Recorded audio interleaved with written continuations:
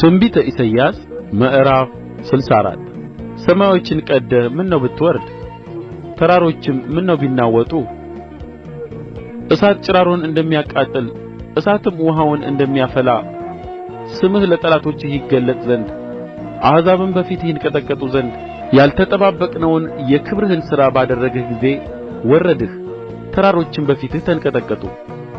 ሰዎች ከጥንት ጀምሮ ለሚጠባበቁህ ከምትሠራላቸው ከአንተ በቀር ሌላ አምላክን አልሰሙም፣ በጆሮአቸውም አልተቀበሉም፣ ዓይንም አላየችም። ጽድቅን የሚያደርገውን በመንገዶችህም የሚያስቡህን ትገናኛቸዋለህ። እነሆ አንተ ተቈጣህ፣ እኛም ኃጢአት ሠራን፣ ስለዚህም ተሳሳትን። ሁላችን እንደ ርኩስ ሰው ሆነናል፣ ጽድቃችንም ሁሉ እንደ መርገም ጨርቅ ነው። ሁላችንም እንደ ቅጠል ረግፈናል፣ በደላችንም እንደ ነፋስ ወስዶናል። ስምህንም የሚጠራ